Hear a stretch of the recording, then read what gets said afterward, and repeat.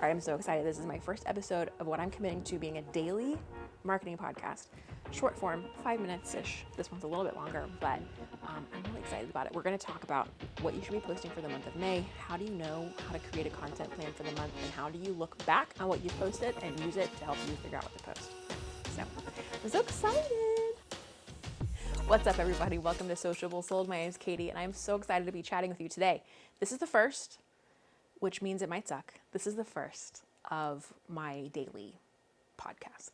I use the podcast word a little loosely because I know podcast now means many different formats. I'm an OG podcast listener, so video podcast is kind of a new concept for me, but I love watching other people talk, so I hope you'll love watching me talk too.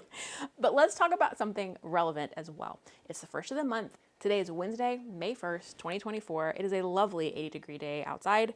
We are going to be talking about, because it's the first of the month, what are we planning to post on social media this month, and how do you know? Are we guessing? Are we throwing stuff at the wall to see what sticks? Or are we going in with a plan? So we're going to do two things. The first thing we're going to do is we're going to look at everything we've posted for the last month and check our analytics. That's what I'm doing right here. The first thing Instagram wants to show you is your likes as well as your reach. Reach is going to become more important. Adam talked to us this morning about that. We'll do that in our podcast tomorrow, what that update means for you and your content. Reach is going to be important, but the things that tell the algorithm to show your content to more people are shares, saves, comments, and then likes. Likes are kind of at the bottom. Comments, I would say right after that. Shares and saves are tied for the biggest and most important indicator that our content is doing what we want it to do. With obviously the first indicator being people are in your DMs asking, begging, pleading to work with you. So looking at our content for the last month, we're looking at what worked, what people saved, what people shared, and what people commented on. As we're looking at those things, our goal isn't to find the content that worked really well and recreate the same piece of content again. Our goal is to find the trends. So we're looking at what worked aesthetically, what worked tone-wise. Did we post more controversial content than usual and got more engagement because we kind of came in a little strong? We shared some hot takes. We went a little spicier than we normally would. Did our messaging hit our people at just the right time? When we're looking at content, we're not just looking at content that performs well for the sake of performing well for the algorithm. We're looking at content that drives people ultimately in a sales process to work with us, to sign up, to purchase, to buy. Some content is going to perform differently because it's going to have different functions. So if we're thinking of the funnel, the typical sales funnel, marketing funnel, the process, the flywheel, whatever we're calling it these days, some of that content serves the purpose of getting people into the funnel. Some of that content serves to warm them up, and some of that content serves to get them in the door of your program, get them in the door of your services, get them to sign up to buy a house, a car, whatever you're selling. And so as we're looking at our analytics, we're not just looking to see what one-off pieces of content worked really well, but overall, do we have too much content that's at the bottom of that funnel that's maybe a little too hot and our audience isn't there yet? Do we have too much content at the top of our funnel that we're getting lots of saves and shares, but we're not ultimately getting people in our DMs who are asking to work with us or getting people tapping those links, whatever it is that we're trying to accomplish? So not only looking at what worked, what didn't work, but overall in the landscape of our content, do we have enough of the right pieces, of the right messaging, and do we need to adjust anywhere? So as we go into the next month, we go in with a much more balanced approach. So analytics is going to be the first thing that we're going to check. We're going to make notes, what content worked, what content didn't, how much do we have of the right types of content for the funnel, etc. I feel like I just use a bunch of marketing buzzwords, and I kind of hate myself for doing it, but here we are. The second thing we're going to do is we're going to look at the relevance of our content versus the keywords that we want to be ranking for. On Instagram, I'm so curious to see how they handle this with the changes in their algorithm.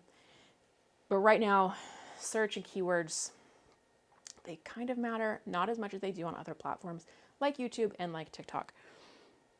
If you are searching for your keywords and you're not seeing your content show up, on TikTok, it's really obvious, right? Like TikTok matches your content with the search term that it thinks people will search in order to find content like yours. On Instagram, it's not quite as obvious. So on Instagram, my real focus for clients is content that is on that bottom of the funnel. We're pushing people to the DMs. We have stories. We have messages. We have more individual one-to-one communication options there than we do on other platforms. So I'm not necessarily worried about reach on Instagram, although that might change. I'm telling you, I can't wait to talk about what Adam talked about this morning, tomorrow. I'm just so curious to see how it all shakes out. I think they've been trying to do this push for a while and they haven't necessarily nailed it. But to hear him say, this is what we're doing, my little mind was blown. So I can't wait to talk about that. I don't know how that's going to change as Instagram shifts. What I do know is on YouTube, on TikTok, and then Google, of course, is always in the mix as well. Those search terms matter so much. So we are going to do some keyword research and just make sure we are as up to date as possible on the keywords we're using in our content, and make sure that every caption, every hashtag, every piece of text on the screen, every additional piece of content, every supporting piece of content, like we're saying the same keywords over and over and over so that our content is reaching the people who are already searching for us, right? Like that's the goal. So we're going to do a little bit of keyword research and make sure that our stuff is on track and fill in any gaps. And then we're going to do the analytics and check. Again, we're checking for gaps is really what we're doing. We're checking to see if there's gaps so we can make a plan to fill in the gaps moving forward for the next month. So that's how we're going to make our plan for everything we're going to post in the month of May. I almost said March. I can't believe it's May, but here we are. We're making our plan and we're moving forward with it. If you have questions, I want to hear from you. Drop your comments below. I hate using marketing buzzwords and I hate saying like and subscribe, but here we are. I'm so excited to be with you and I cannot wait to talk to you tomorrow. Okay, I'm so excited. That was my first one done and dusted. I tell my clients all the time, the reason that you're not making more videos is because you are scared to practice in public. And that's the hardest part about doing video marketing is you're learning. Like there's no like lab where you go and learn and practice and then you come and you're like, I'm great at it. You have to post your first one. It's going to be messy. It's not going to be your dream. It's not going to be where you hope it will be in a year after you've been doing it for a while. You'll get to that point. You just have to be willing to trust the process. And so many people aren't. And I understand. That was terrifying.